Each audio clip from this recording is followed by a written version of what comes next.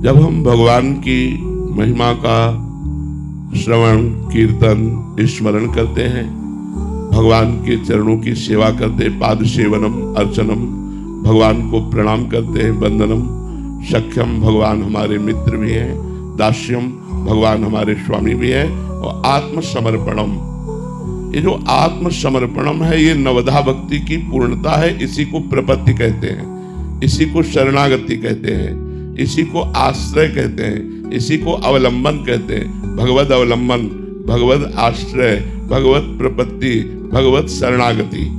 तो भक्ति भगवत शरणागति एक ही बात है। अब रही मोक्ष का सरल उपाय, तो ऐसा भी नहीं है कि मोक्ष इतना सरल है कि आप सहज में इसे प्राप्त कर लें।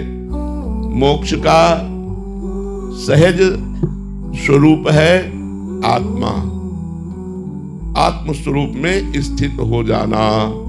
अभी हम स्थित हैं शरीर में, मन में, इंद्रियों में, इंद्रियों के भोगों में।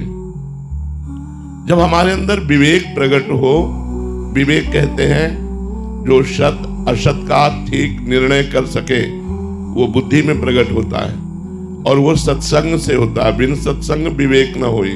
जब हम साधु समागम करते हैं तो हमारी बुद्धि में विवेक प्रकट होता है, और विवेक का तात्पर्य है सत्य असत्य का ठीक निर्णय करना। तो जब ये निर्णय ठीक हुआ विवेक के द्वारा कि सत्य तो परमात्मा है, असत पूरा संसार है, उमा कहो मैं अनुभव अपना, सत हरिभजन जगत सब सपना, ये सपने के समान संसार झूठा है।